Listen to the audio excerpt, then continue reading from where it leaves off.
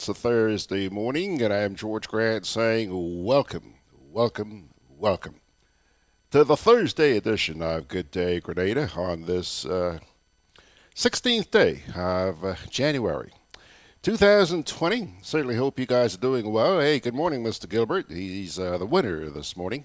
I don't have a trophy for you, Bernard, but thank you for popping up this morning.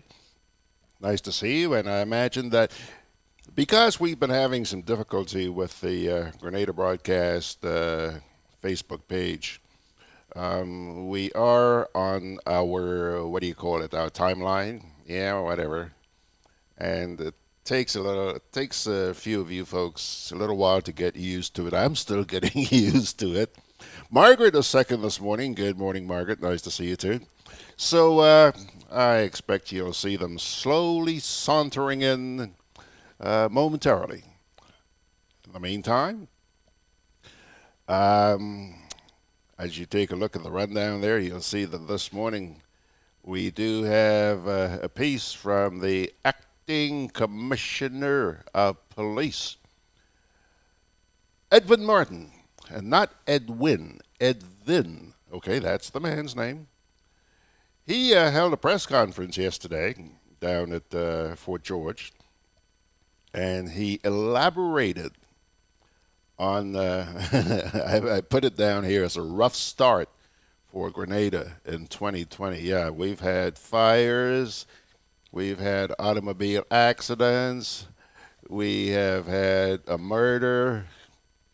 Kind of rough start, and only 16 days of the year gone thus far. So there you have it. That's the first piece we're going to show to you this morning. It's a video that runs about 10 minutes or so. And then, because of the snafu that we have had with the Facebook page, not just the Facebook page, but the technical mayhem we've been going through here, Mr. Allan is going to be joining us in person. He's going to be sitting right there this morning. Set up the chair nicely for him, dusted it off, and yeah, Allan's coming in. So he's going to be with us in person this morning. And I do expect him here momentarily. He said he'd be here at 9 o'clock. Well, it's 3 minutes after 9 o'clock, and he do day. So he's going to show up momentarily. That's Allan for you. He's generally always on time. And as a result, we're going to keep the national report for our final segment this morning. Okay? So, that's your rundown for the morning. George keeps forgetting to put it up, just in case you wanted to read it. There it is. Top cop vents on Grenada's rough start in 2020. Another personal visit from AB and the national report. Yeah. Still trying to get used to this, but I keep forgetting to put that up. Anyhow, we did put it up. So, my dear friends, like I said, fires, murder, traffic accidents, they were all fodder for the Acting Commissioner of Police, Edvin Martin, at a press conference which was held at Fort George Police Headquarters yesterday. The following is a replay of his opening statement. Now, the press conference lasted, if I'm not mistaken, I think about 48 minutes, okay? I'm not going to show you the 48 minutes this morning. I'm just going to show you the opening statement that was made by the commissioner, because he touched on all these issues in that statement. And then on Sunday, we're going to run you the entire press conference. That's all edited and ready to go. When we do Sundays with George Grant this weekend, we'll bring you the entire press conference. But right now,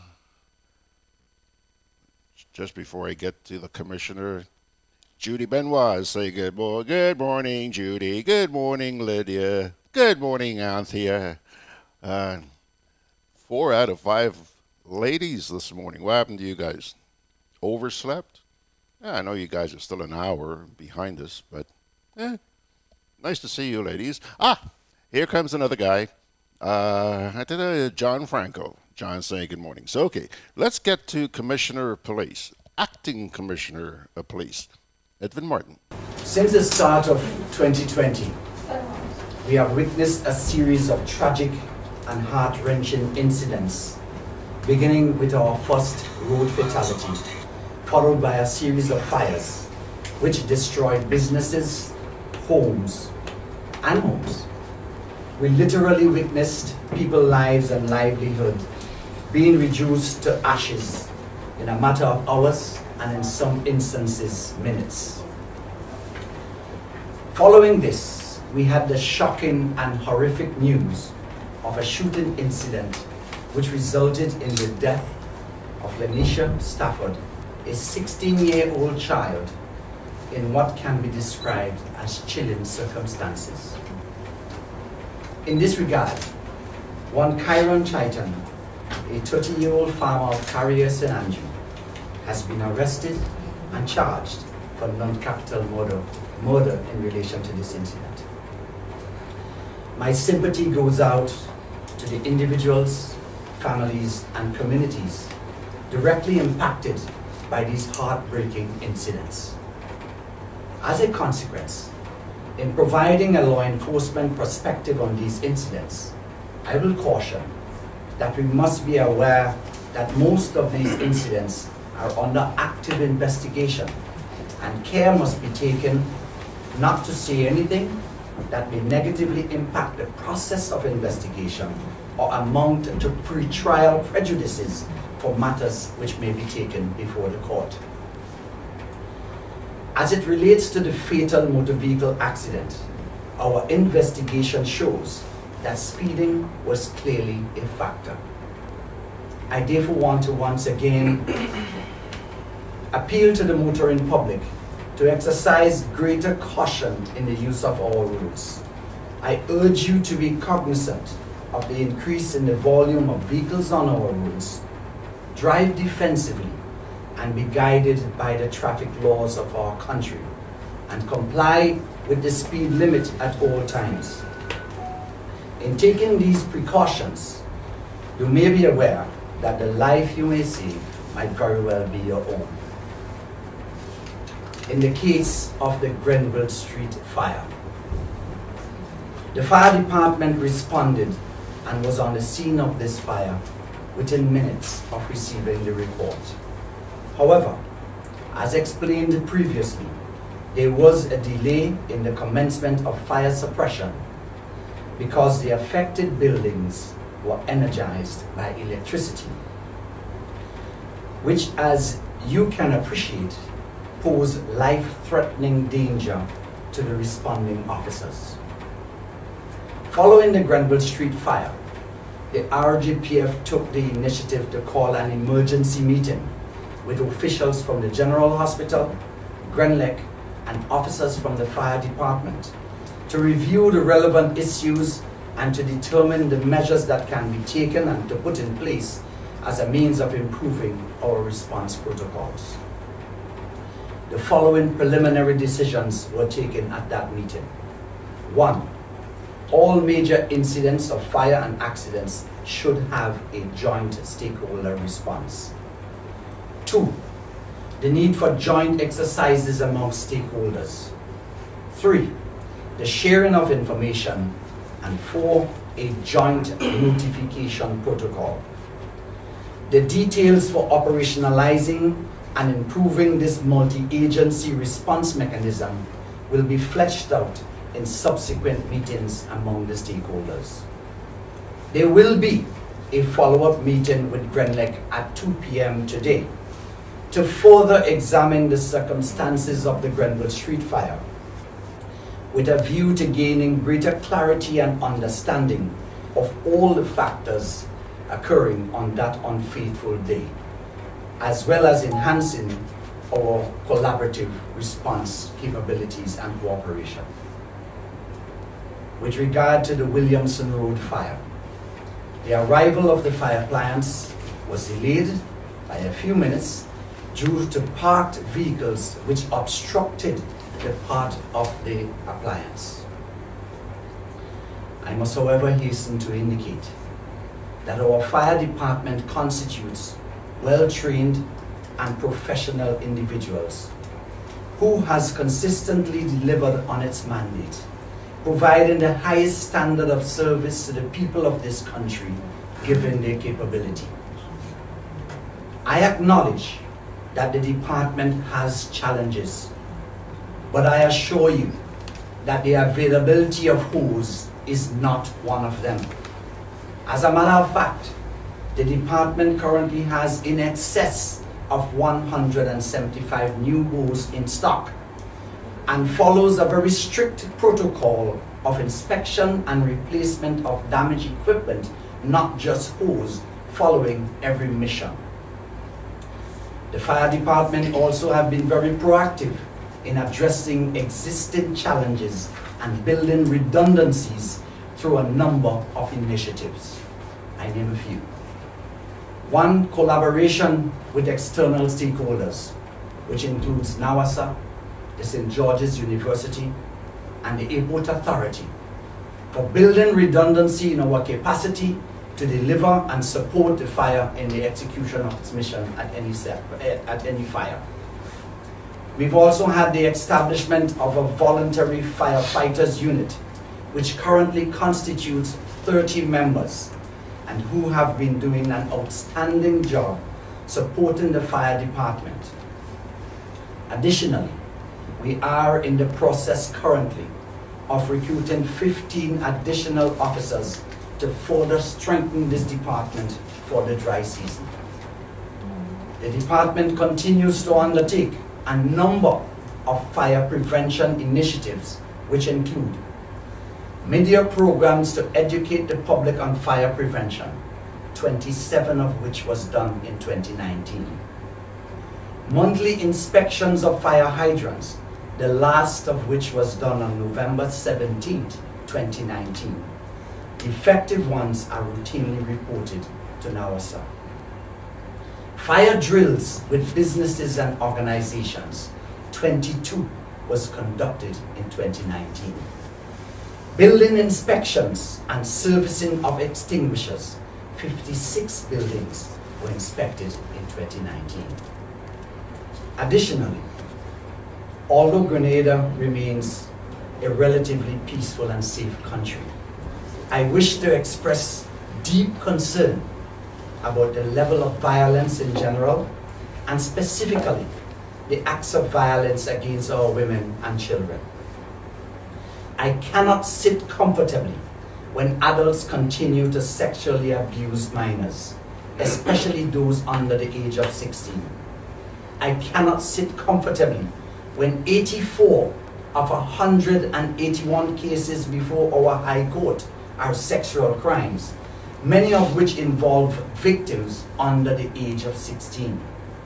And currently, 10 of the 26 newly added cases to the list of the High Court are also sexual nature. I cannot sit comfortably, ladies and gentlemen, when friends and loved ones cause harm to each other, and in some cases death, over minor matters which should be resolved peacefully. As a consequence, the RGPF will intensify its effort to combat sexual and violent crimes this year. These challenges, as you are aware, are multifaceted and multidimensional in nature and require a collaborative and national response. As a nation, we need to build a coalition against criminality in all its forms. While the RGPF plays a leading role in maintaining law and order, our success and Grenada's success in this regard requires the cooperation of the general public. Notwithstanding the progress made, there is much to be done. So I appeal to the community. If you hear something or see something, please say something and report it to the police. We must all help to safeguard our status as a peaceful and stable country. This is not hearsay. Statistics and comparative level criminal activity show that Grenada remains a safe nation. However, as a people, we need to become more security and safety conscious on the individual and community level. Accidents, fires, and other incidents can occur at any time, but it is our responsibility to reduce the risk of such. In this context, I want to appeal to the general public to take responsibility to mitigate your personal risk factors and to continue to support the RGPF in keeping Grenada safe. In conclusion, and looking forward to this year 2020, the RGPF has a number of planned initiatives, which include the enhancement of our Carry Secure police records information and management system across the force, the strengthening of our community policing programs, the formalization of our CCTV Safer Cities initiative, the final recruitment of 30 traffic wardens to complete the complement of 60, steps to strengthen our Coast Guard, and the distribution of our first round of medals and ribbons to officers, recognizing officers for good conduct and long service, just to name a few. With this, I thank you for your patience and I look forward to your questions. Thank you very much. Alrighty, so there you have it. Acting Commissioner of Police Edvin Martin speaking at Fort George yesterday, press conference, police headquarters. Now, there's not too many comments, but I'm going to try and share some of them with you. John Noseyneck says, so what's going to happen when the water is shut down due to the land slippage? Hey, good question to ask, and I can't help but wonder. That could be pretty chaotic. Hi, H-A-I, are you Chinese? Hi, W. Canning says, I missed the program for 2 days. I had to do some investigative work to find it. Yes, hi, I explained this morning, I've been explaining for the past couple of days. Hi, we've had some problems here. For those of you who may have missed it, let me explain. It appears that somebody has hacked into our Grenada Broadcast, Facebook/Grenada Broadcast page, okay, and removed our administrative rights. We've been trying to restore that and have not been successful, so we have now been in touch with Facebook, but you can imagine, Facebook being the global entity that it is, they are going to be a little bit tardy in responding, so we're hoping that by the end of this day, we will hear from them and they'll be able to help us resolve that particular issue. John Franco, listening to that press conference with the acting commissioner, says, so, as usual, they were reactive, not proactive. John has chimed in here. He says he's now found us. He's listening and watching. And Yvonne Joseph has also joined us. Ramrod is saying, hi everyone, and he hopes that we're having a good day, a great day. Well, the day has only just begun, John, but I'm absolutely confident that we will have a good day, being the optimist that I am. Harry Gibson, hello Harry, so nice to see you. Harry, every time you show up, it's an inspiration. I'm always happy to see it. And in large part because I also happen to know Harry. Harry is a man of faith, okay? Always very encouraging when I see him show up. Now, Mr. B, take a look. I want you guys to take a look. There he is. There's your camera here. Yes. Sit back a little. Ah, there he goes with a wave. Mr. B, you know, I'm kind of getting tired of this, man. I mean, I appreciate you taking the time to come in here this morning, but please, when you come on a distinguished program like this, I mean, walking in here with a T-shirt and shorts, I mean, come on, you know, Avery, never mind. Is that forget? Okay, hold on.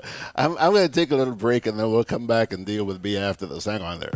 Inspection and licensing have begun, and at Hubbard's, we want you to be ready. From January to February 15th, we're offering vehicle owners with single registration letters 1 to 2,500 and plural registration letters 1 to 250, 10% off our new torque tires and Power Max batteries. Don't get caught unprepared. Visit us today at our motor department in Mungay or our tire bay in Grandance, located near Hubbard's Building Supplies.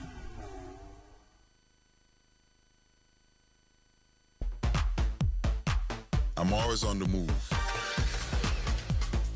Training, traveling, competing.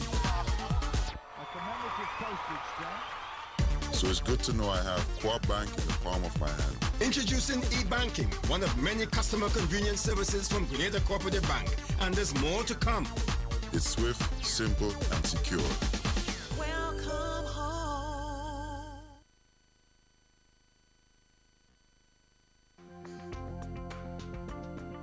Together with you, our customers, we energize our community. Together with you, we energize our economy. We are working together to give our nation a better tomorrow. With you, we energize our future. Together, we energize our nation. Thank you for partnering with us as we energize our Spice Island. GRENLEC, energizing our Grenada. Juve chocolates, cocoa nibs, and cocoa balls from Diamond Estate Grenada are now available at Amazon.com, Amazon.ca, Amazon.co.uk, and GrenadaMarket.com. Try the sensational touch of nutmeg and a touch of ginger chocolates, 75% dark and rich, 100% pure cocoa, and their 60% dark and sweet chocolate bars today. Amazon Prime members enjoy free shipping on these orders in the USA, Canada, and Europe. GrenadaMarket.com. When you can't come to the island, the products of the island will come to you. Alrighty folks, there he is. Mr. Baczynski is in the house this morning, 22 minutes after 9. Mr. Baczynski, I'm very surprised at you, sir. You're usually a very punctual man. You told me last night you'd be here at 9 o'clock. It's 22 minutes after 9 o'clock. Take a deep breath, George. How are you, B? I was waiting for GRENLEC.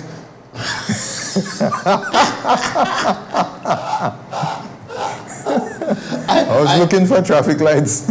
I would imagine that's the direction you're going in to start this morning. Nah, I've said enough on this. I mean, I understand from my social media reporter that people have been on the Twitter sphere saying that we can't expect the firefighters to endanger their lives by directing water into flames that have electricity.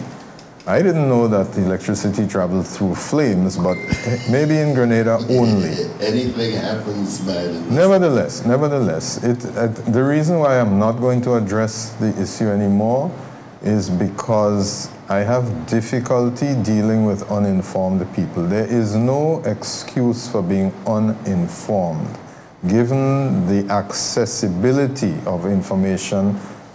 Much of it can be wrong on the internet, but at least if you try multiple sources and you ask questions, you are likely to get accurate information or reliable information. And so I finished. I have seen on this chat group, the WhatsApp chat, SWGG, some fire safety information from Toronto that you helpfully put up on your site. And I would recommend that everybody reads it, particularly pages 28 and 29 dealing with electrical fires. So I'm not going there. I think the Chief of Police had a big press conference. He said they're having a meeting with all stakeholders and so forth. However, I will reverse myself in one respect. I will say that according to the acting Chief of Police, they have 175 hose in stock. My friend, having hose in stock doesn't help anybody. You have to have it with the fire brigade, because you can say whatever you want in a press conference. There is video on SWGG chat site. That's what it's called? showing the drip irrigation equipment that was being used to fight the fire, both in Grenville Street and in Williamson Road.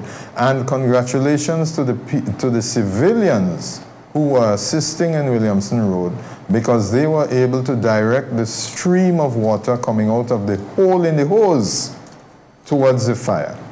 This is not a joke, it is pathetic, because it speaks to, despite all of the protestations made by the acting chief of police about all the checking of equipment twice a day and all of that, he can say what he wants, keep all the hose in stock.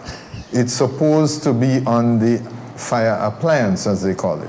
And I also want to commend the police officer who said that one of the challenges that they are faced with, and he can't understand why all these people buying motor car when they have nowhere to park. That was instructive. They're buying motor car and they have nowhere to park.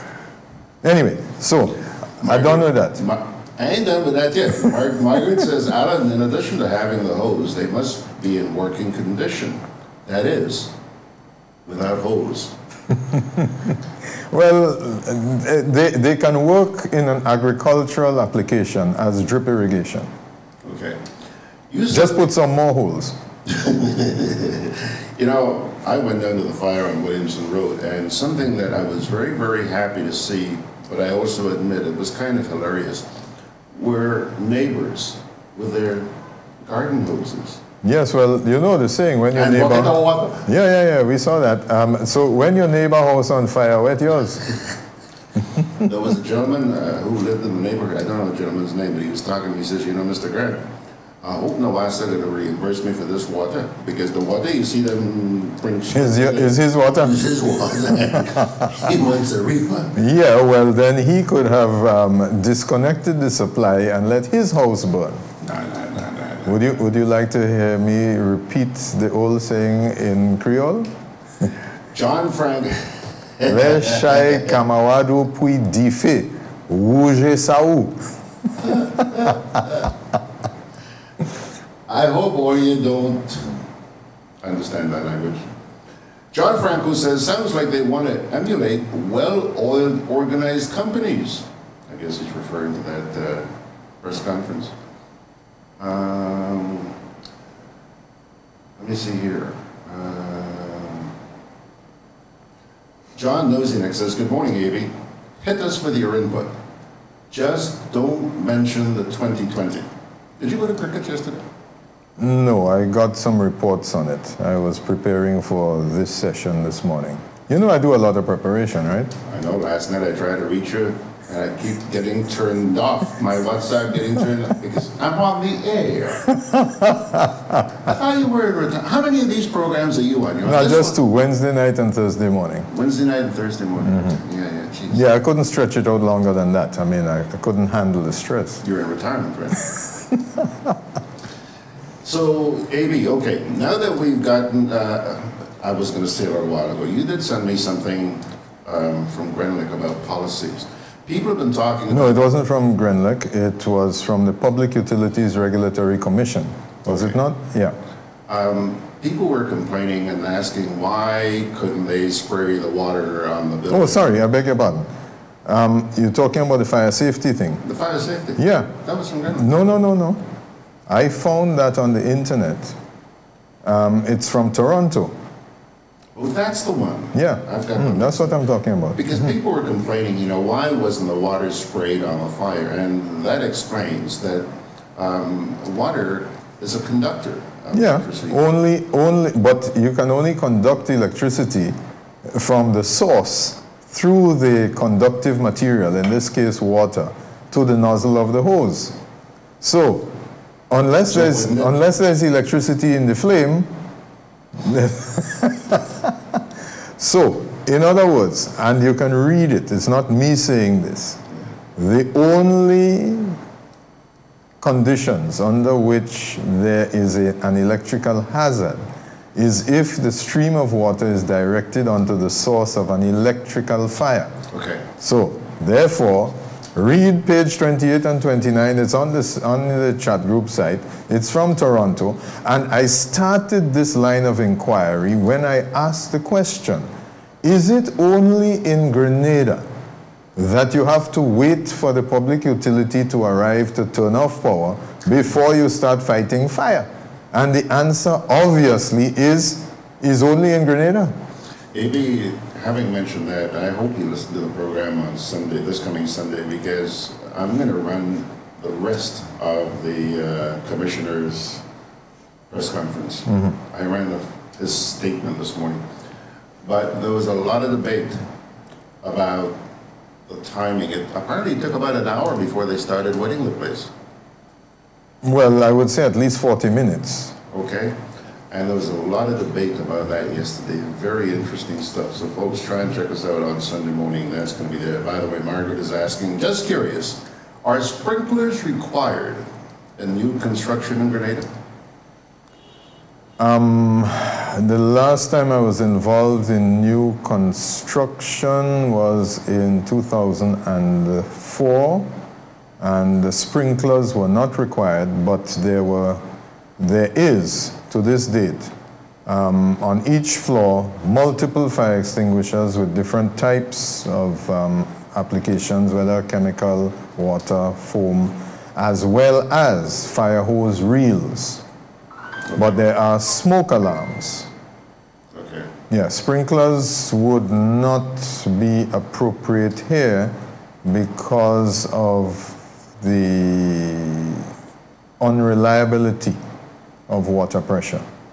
Okay. But the smoke alarms are certainly included. John says, hey, Margaret, it should be in all new business properties, since how can they have insurance cover otherwise? Yeah, well, sprinklers are not mandatory because remember, with recent exceptions, our buildings are seldom more than 3 stories tall. Yeah. So that our water supply, if you have to get up to, let's say, 4 or 5 stories, you typically will need pumps. That's something that came up yesterday. Check that out. If you go to the RGPF Facebook page, you can listen to it before Sunday. All right, Mr. B, we got sidetracked. Hold on a second. Richard St. Bernard says, and no, on some occasions, the fire crew have to wait for electrical power to be turned off, not only in Grenada. I don't know where Richard is now. He might be in... It should be in Toronto. Toronto, yeah, okay. But if so, they certainly don't hang around for 40 minutes watching wood burn. Yeah. That was scary. I got it. And interestingly enough, because one of the reasons why you need to be able to fight fire with the electrical supply turned on is that if you're looking at multi-story buildings, you need to have power to go up. You need to have lights on as well before things get too bad. The idea is you want to make an immediate response. Anyhow, Mr. B, I sidetracked you with GRENADABROADCAST this morning. Please, protocol. No, not GRENADABROADCAST, with firefighting. With firefighting. Yeah. What's up your sleeve? Because GRENADABROADCAST doesn't fight fires. That's right. What's up your sleeve this morning? The financial system.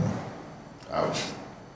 We have heard over the years, going back to the late Dwight Venner, the governor of the central bank, of the need for consolidation among indigenous banks to increase their capitalization to guard against future financial shocks. Remember what happened to us in 2008 to 2010, starting with the rogue government in St. Kitts, which defaulted on hundreds of millions of debt.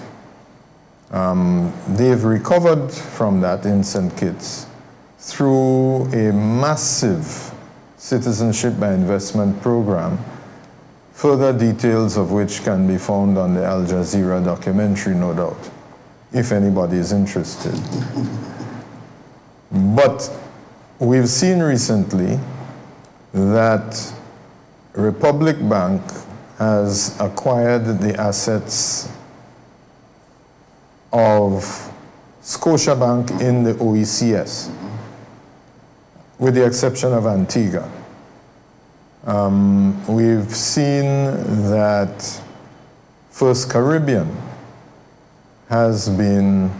is the subject of an agreement for sale to a Latin American financial behemoth, if that is how you pronounce it. But happily, CIBC, the Canadian bank, is keeping 24% of the shares, which means that they anticipate that it will be well run and properly governed. Most recently, we've heard that a consortium of indigenous banks from the Leeward Islands is negotiating or has agreed to take over the operations, the assets and operations of RBTT and RBC. RBC in the OECS. Now, RBC is the offshoot of what used to be called the Royal Bank of Canada. Royal Bank of Canada continued to operate in Antigua, Dominica, St. Lucia, I think St. Vincent. But many years ago, Royal Bank here was replaced by the Grenada Bank of Commerce, if you remember. And subsequently, that became RBTT. So in several of the other islands where Royal Bank or RBC continued to operate, here we have RBTT, which is a publicly held company in which Royal Bank of Trinidad and Tobago, I believe, is a majority shareholder. So that raises a slightly different issue to be resolved in comparison with where it was just Royal Bank, let's say, in Dominica. But the issue here is that the reason for the consolidation, as most recently elaborated upon by the retiring managing director of Republic Bank, Mr. Ronald Harford, when he was here last week, is that the need for greater capitalization in order to meet the more stringent requirements of the international financial system is paramount. Followed by that is the need for greater operating efficiency, which means common information technology platforms. Now, as simple as it may seem, you can see the magnetic character recognition documents, the checks, I think it must be for the last 5 years perhaps already, that you no longer receive your checks back from the bank because they are all stored electronically, and that was supposed under the Eastern Caribbean Clearinghouse facility to improve on the timeliness of transactions between banks and also to reduce costs. Well, I don't know if costs have been reduced. We seem to see the fees going up all the time. But if you look at a simple thing like the dates, they've all got boxes where you fill in the dates. But on some of these indigenous banks, well, all the banks operating, some of them have the year first, then the month, then the day. Some of them are in reverse. They have the day, the month, and the year. So it seems to me that they could at least have got that harmonized before they went off with all the different platforms. But it's not just the banks. All of the credit unions, which are very important players, all may have different operating systems. This is expensive, it is inefficient, and guess who's paying for it? The consumers. So the banking, the financial system is overburdened with heavy operating expenses. To go back to Mr. Harford, he says that he was concerned about, with all of these indigenous banks, it will be difficult to bring them together because of the existing structures where you have a chairman and a board and a lot of people. I don't think he went as far as to say egos, but I think it's underlying there.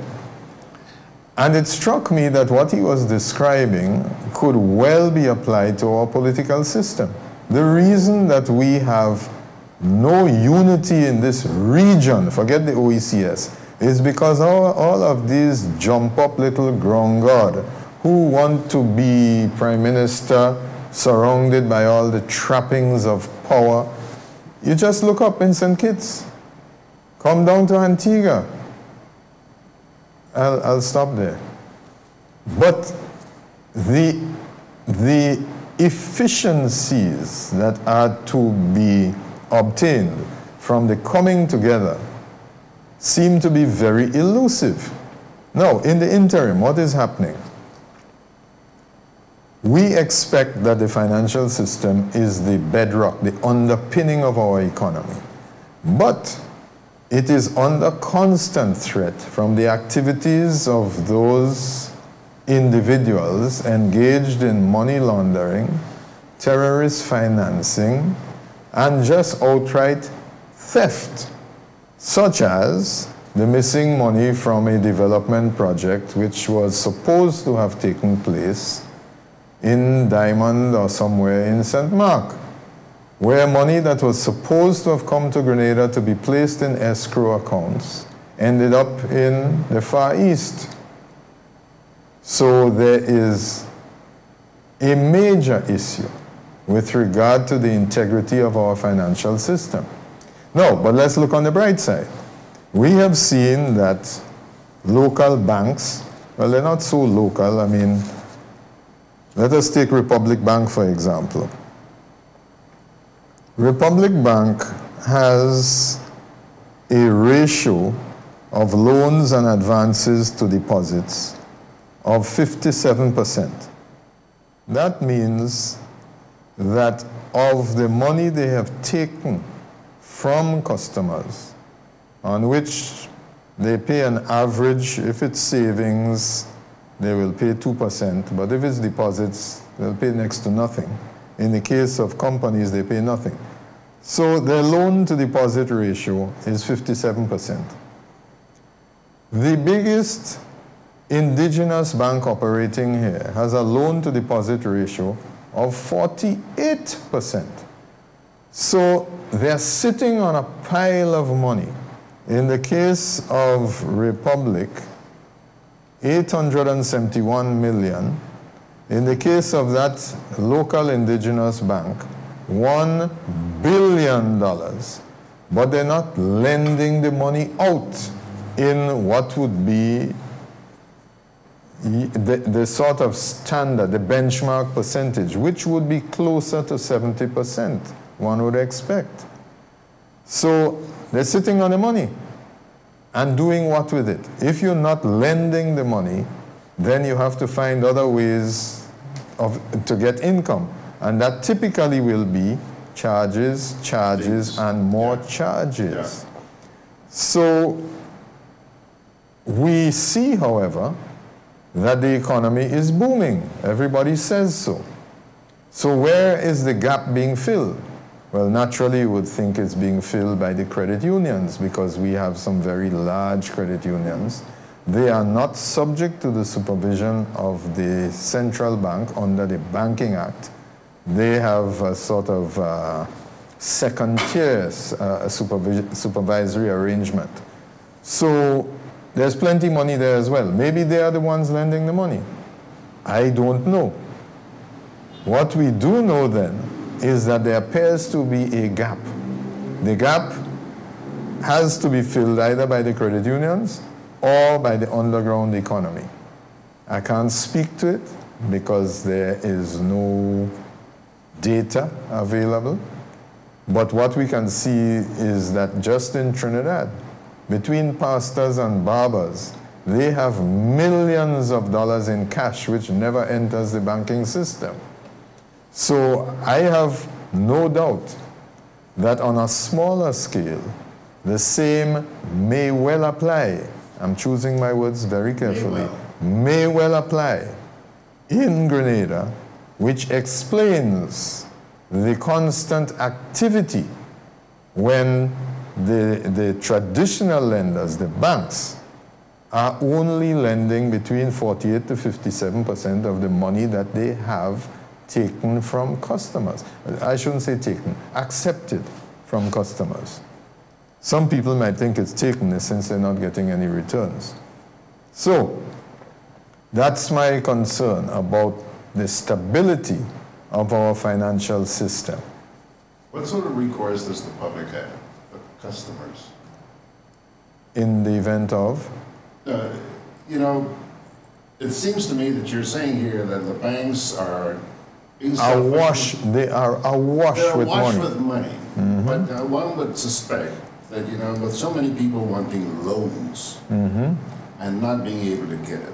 Okay, but then remember that a financial institution has responsibilities.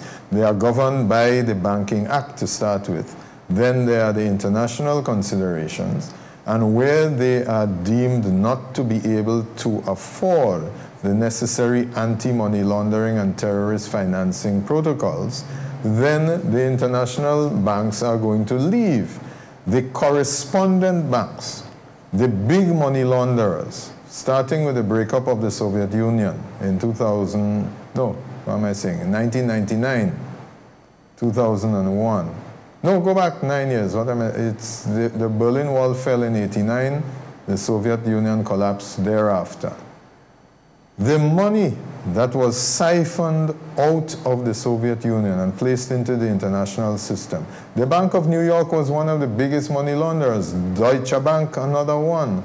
You remember something long ago called the International Bank of Credit and Commerce? Then HSBC.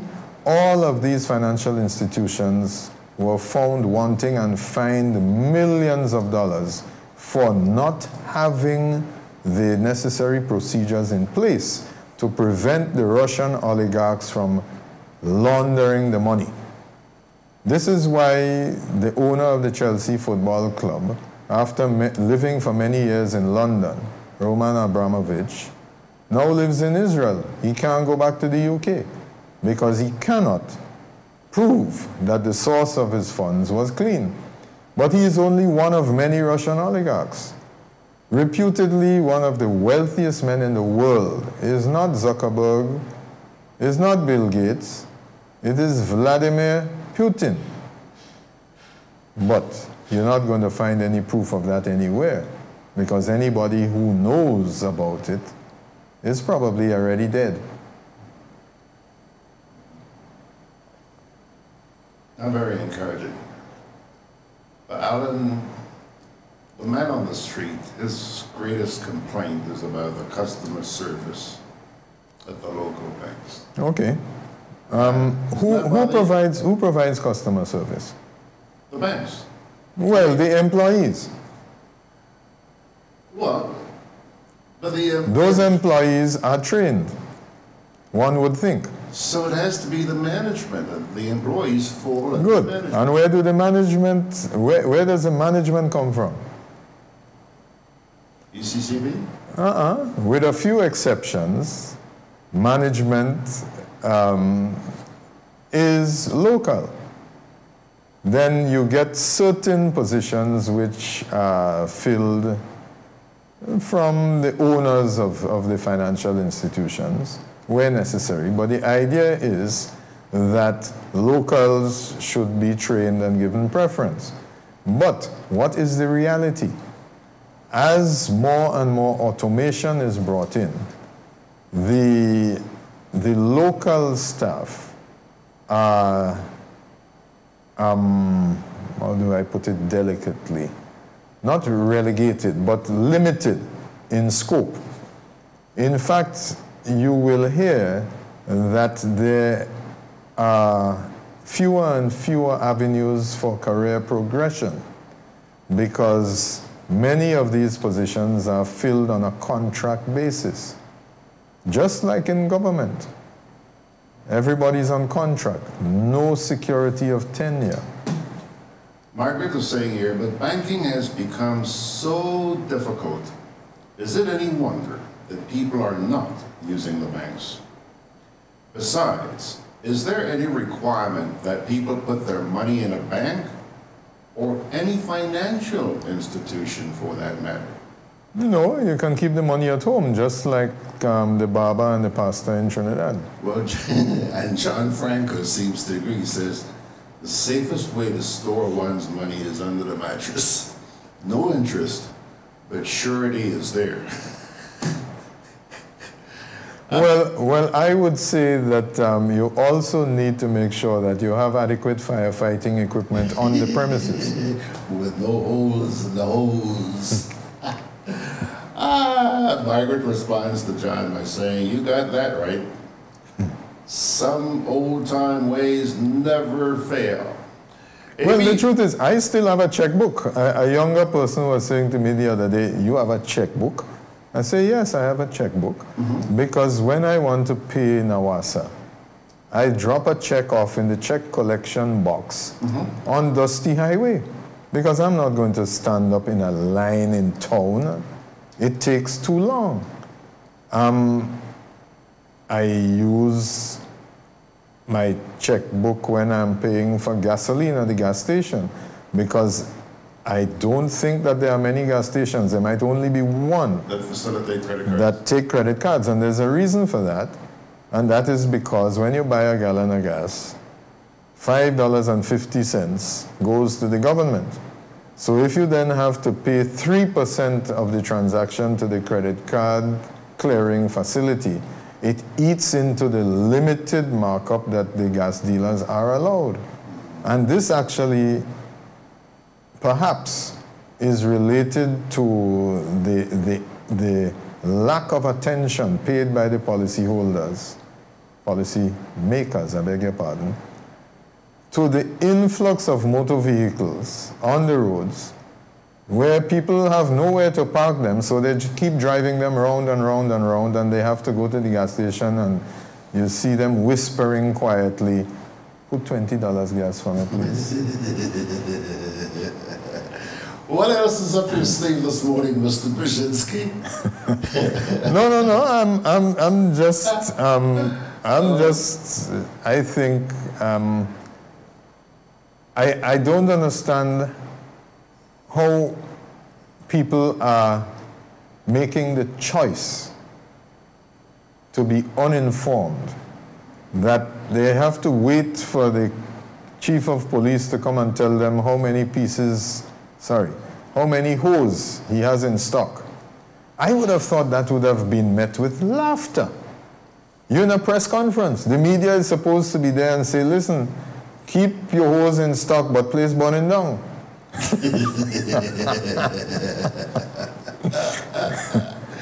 So I'm not going to worry. I'm going to focus, hopefully, on what is on the horizon. What are we doing about the fact that we hear messages about all this booming of the economy, but the reality on the ground indicates otherwise? Yeah. And the evidence is there for all to see. Yeah. One thing, I guess you cannot legislate against telling lies, eh? Especially if you're in government. Well, one could say that they misspoke. Yeah. But then they stuck with it. Yeah. Can you imagine that there are schools which at the beginning of the school year, they're suffering from infrastructural defects. Come the Michaelmas term, same thing. You would expect that during the break that the relevant ministry, responsible ministry, would be able to engage the necessary resources and fix the problems. Or is it that because it's Grenada, everybody is afraid of electricity, so Boca Secondary School has to be going through this worries term after term? You done, Mr. Brzezinski? You done? Yeah, I could stop anytime. Oh, Allan. All right, sir, we're going to have to pull the plug there because... No, we talked for a long time, man. Yeah, man, we talked for half an hour or more.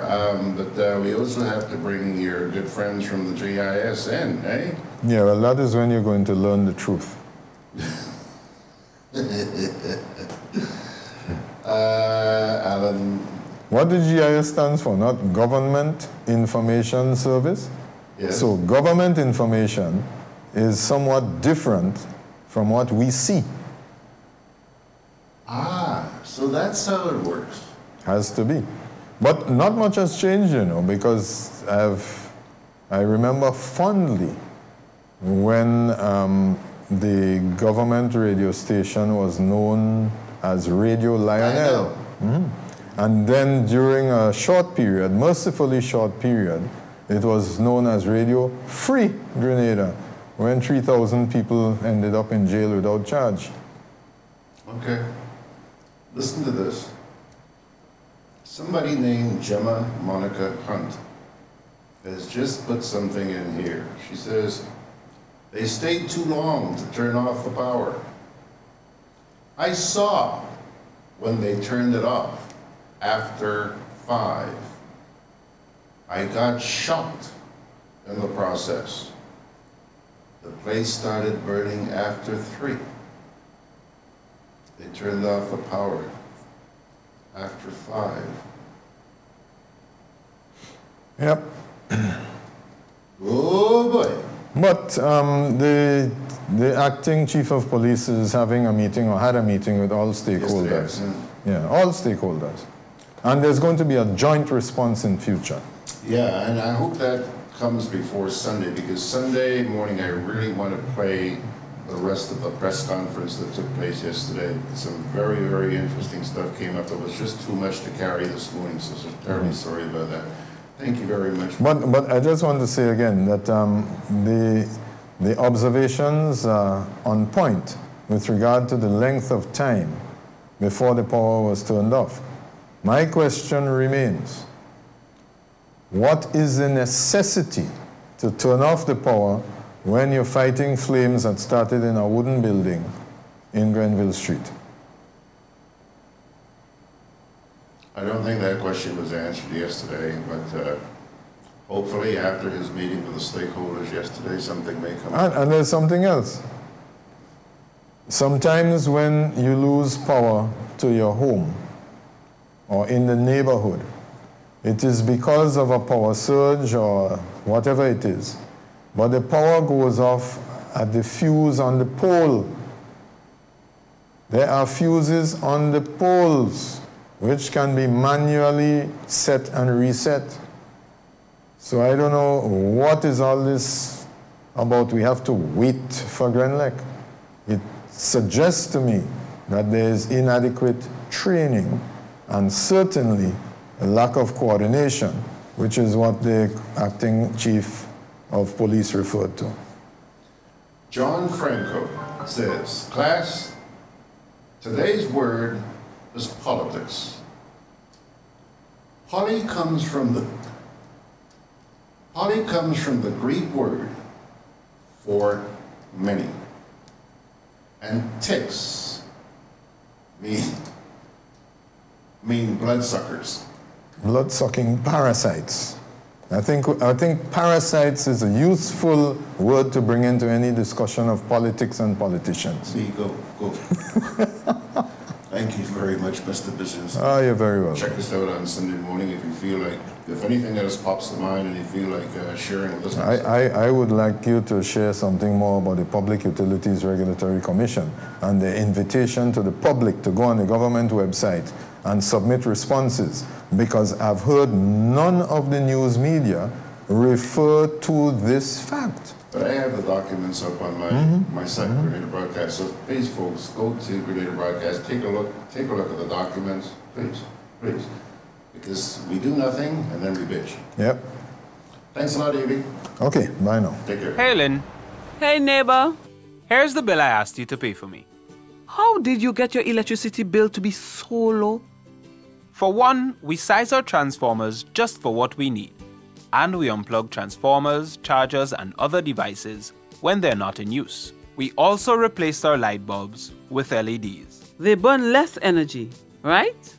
Much less. I even replaced the seal on my refrigerator door to keep the cold air in. And Grenelec is always advising us not to open the fridge too often. That's right. And my family washes and irons in bulk. With fuel prices changing all the time, how do you know if it is working? We pay attention to the usage history table. Over time, our average usage has decreased. So while Grenada can't control fuel prices, I can conserve energy and save money. GRENADAB, energizing our Grenada.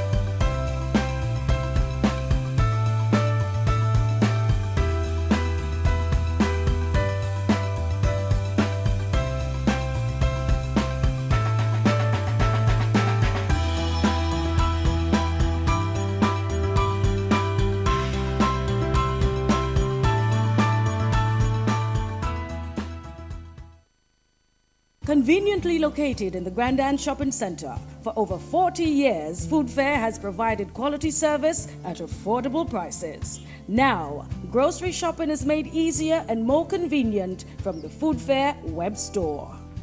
Hey, babe. Listen, I need you to go down to Food Fair to get some groceries. All right, no problem. Right away. Thanks, babe. What are you doing? You're supposed to be going Food Fair to get a grocery, man. I am, but didn't you know you can order your groceries online from the Food Fair web store? Are you serious? Of course. All you have to do is just to log on to www.foodfair.gd with credit card in hand, and with an order of $100 or more, Food Fair Granads will deliver up to 3 miles away. And you don't even have to worry about your information, you know. Their safety measures are excellent. So hold on. You just order online and Food Fair will deliver to you? Yep. Oh, baby, better hurry up and order, man. I already did. They should be here any minute now. Enjoy easy online shopping anytime from your home or office from the Food Fair web store. Food Fair, where you can fill your baskets without emptying your pockets. Gudday chocolates, cocoa nibs, and cocoa balls from Diamond Estate Grenada are now available at Amazon.com, Amazon.ca, Amazon.co.uk, and GrenadaMarket.com. Try the sensational touch of nutmeg and a touch of ginger chocolates, 75% dark and rich, 100% pure cocoa, and their 60% dark and sweet chocolate bars today. Amazon Prime members enjoy free shipping on these orders in the USA, Canada, and Europe. GrenadaMarket.com. When you can't come to the island, the products of the island will come to you.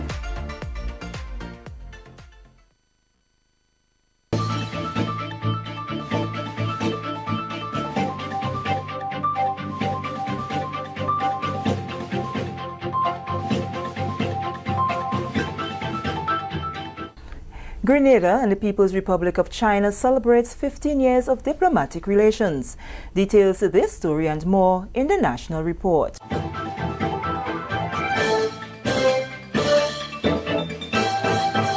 With the details to the news for Wednesday, January 15, 2020, I am Sherry Ann Noel. Grenada's Minister for Foreign Affairs and His Excellency Zhao Yangchen, Ambassador for the People's Republic of China to Grenada, on Tuesday evening held a cocktail reception at the Krung Ballroom at the Radisson in recognition of the 15th anniversary since the resumption of diplomatic relations between the two countries. The reception was attended by Her Excellency Dame Cécile La Grenade, members of Cabinet, permanent secretaries, members from the Diplomatic Corps, and other specially invited guests. His Excellency Zhao Yongchen made 2 appearances at the podium. First, to read a statement from China's foreign minister before delivering his own remarks. On January 20, 2005, the People's Republic of China and Grenada signed a joint communique announcing the resumption of the diplomatic relations between 2 countries and open a new chapter of the bilateral exchange. Over the past 15 years, the 2 sides have committed to mutual respect, mutual assistance, and common development in pursuit of respective development and prosperity. Bilateral relations have developed steadily with the guidance of the leaders and joint efforts of both sides, which not only benefit to countries and peoples, but also effectively promote China-Caribbean cooperation. His Excellency Zhao Yongchen also shared on some of the projects and programs funded by the People's Republic of China over the past 15 years. In 2007 and 2015, the rehabilitation and expansion project of the National Cricket Stadium and the revamping and expansion project of the National Athletic Stadium were completed and delivered to Grenada respectively. In 2019, China promised to provide a grant of $38.4 million EC dollars to Grenada for the implementation of the renovation of the National Cricket Stadium and other projects. Grenada's Foreign Affairs Minister Honorable Peter David, in delivering brief remarks, stated that the relation between the People's Republic of China and Grenada are increasingly progressive and respectful. Minister David says the relations is a shining example of correctness and constructive relations between nations. It is clear that the challenges that the world community face can only be successfully tackled through the cooperation among nations and through a renewed commitment to multilateralism. And these are principles that we may otherwise all take for granted, except that recent history and trends have shown that they need to be restated, reaffirmed, and recommitted to. Issues relating to the world economic order, international security, and the advancement of peace, and tackling climate change can only be successful through commitment of each nation and through the respect of international law and norms. In this regard, China has been a shining example. Minister David says he is pleased that the PRC has continued to be a good faith partner and a force for good in seeking and to maintain a world order that respects the rights of people in all regions to carve their own destiny. It must be said that our people-to-people ties are the best part of these relations. Indeed, it is our considered view that if we are to consolidate the relations at the state level, we must move increasingly to expand the facilities that would accommodate closer people-to-people ties. To give deeper meaning to the rich history we already share, we will explore creative ways to deepen cultural ties, expand cooperation in areas of training, technology, and sport, and seek to influence the establishment of viable transportation links that will encourage tourism. Grenada, he says, is committed to the One China policy. The RGPF police band was also in attendance and did the musical accompaniment.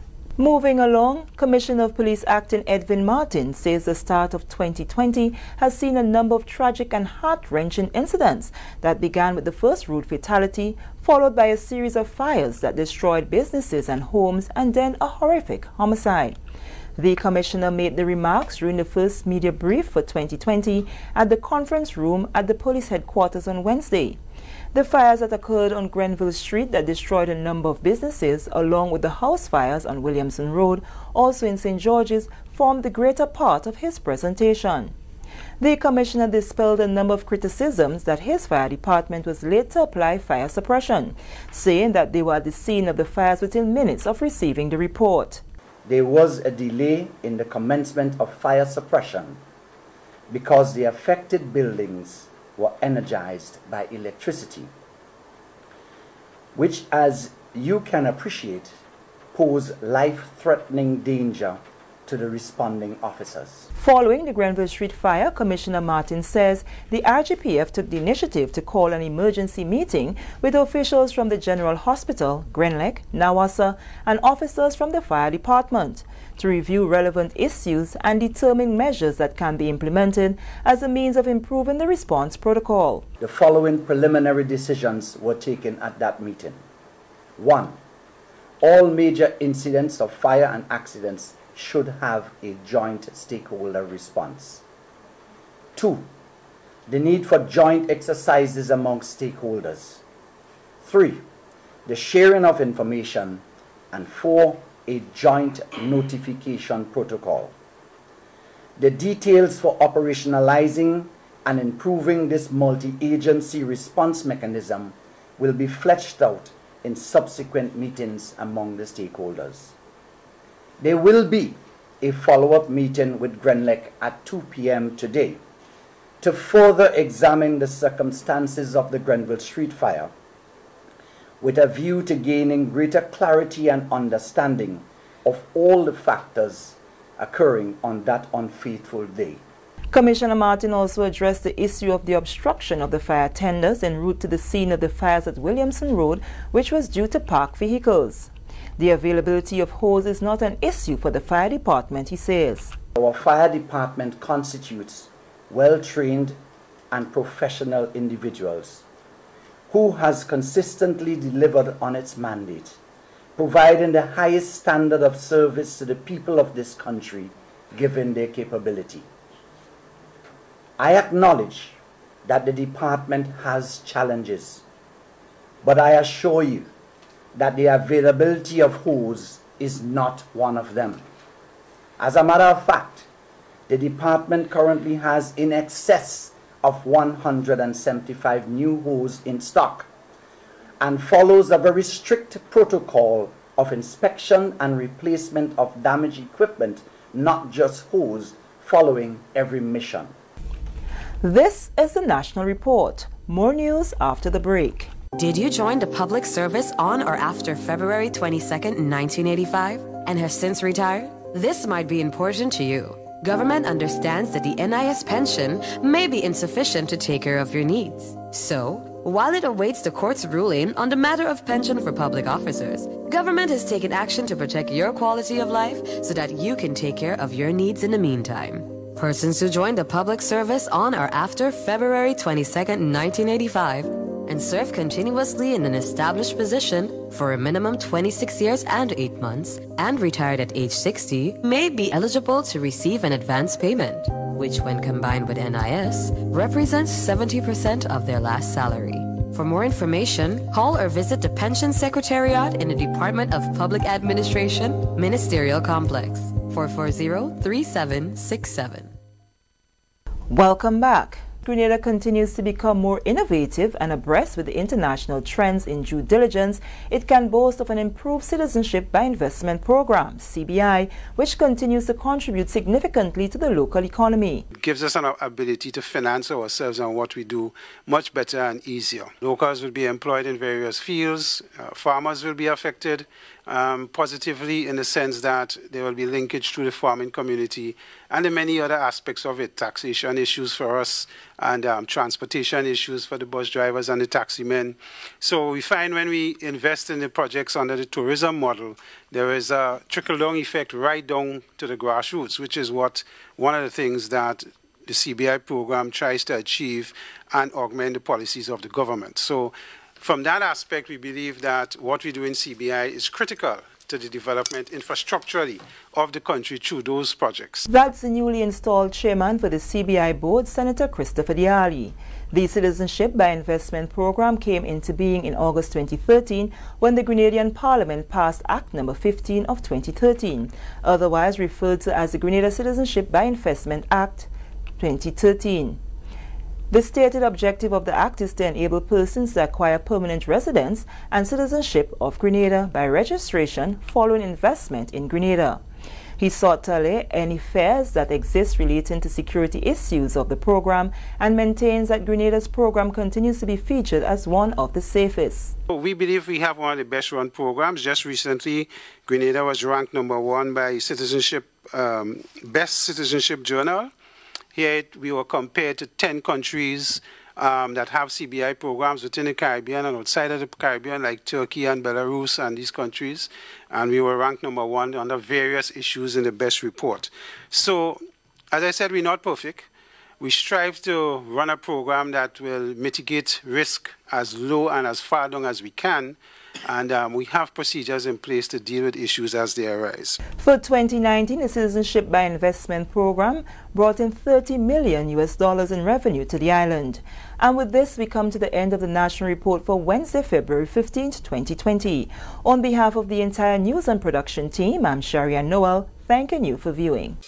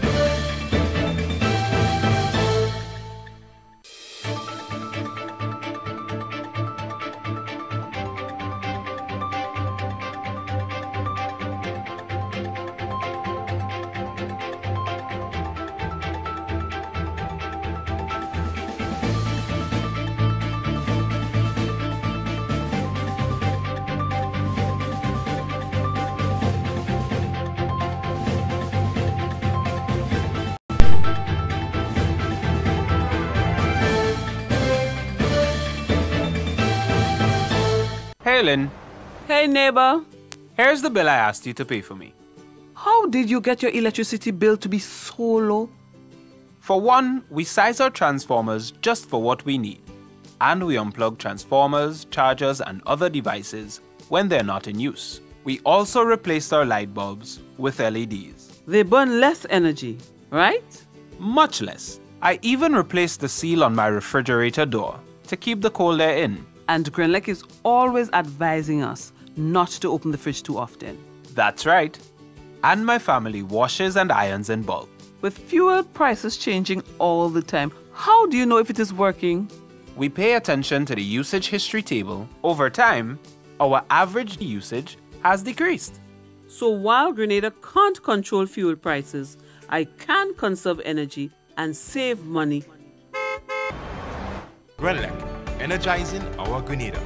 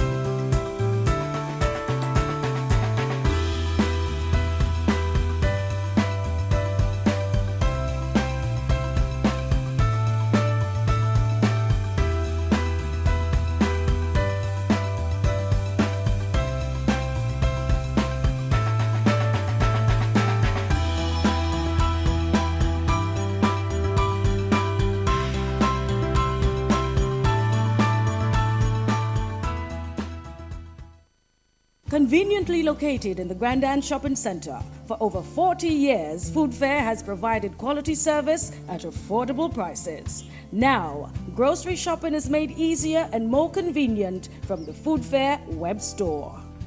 Hey, babe.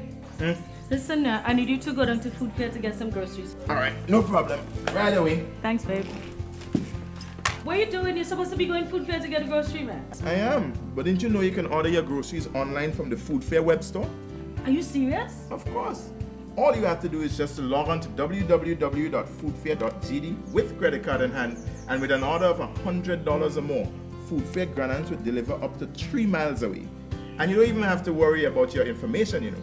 Their safety measures are excellent. So hold on. You just order online and Food Fair will deliver to you? Yep. Oh, baby, better hurry up and order, man. I already did. They should be here any minute now. Enjoy easy online shopping anytime from your home or office from the Food Fair web store. Food Fair, where you can fill your baskets without emptying your pockets.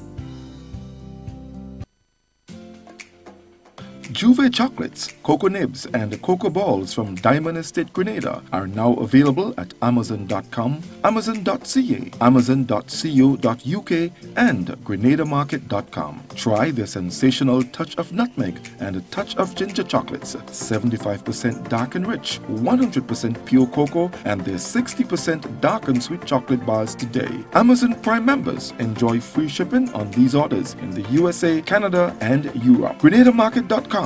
When you can't come to the island, the products of the island will come to you.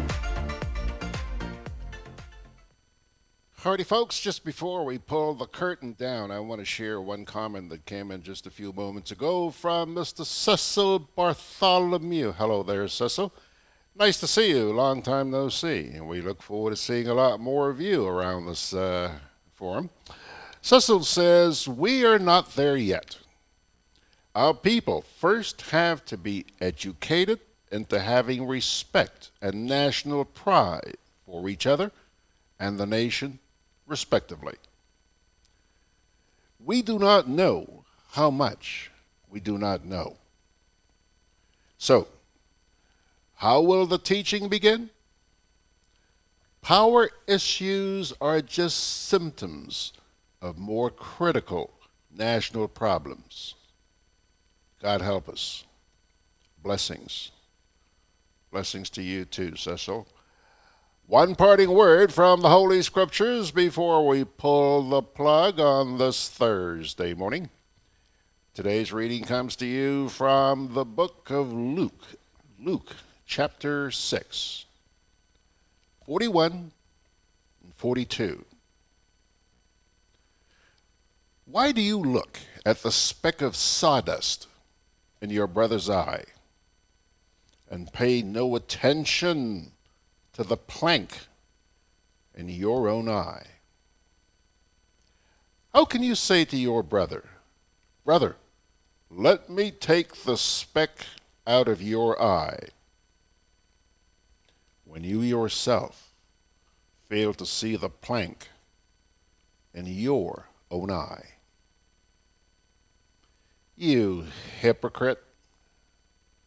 First, take the plank out of your eye, and then you will see clearly to remove the speck from your brother's eye. Luke chapter 6, verses 41 and 42. On that note, pilgrims, Georgie Porgy is going to hightail it out of here, go do some chores. I wish you and yours a wonderful day. Be thankful for what comes your way today. And by God's grace, let's get together again tomorrow morning at 9 o'clock. God bless you.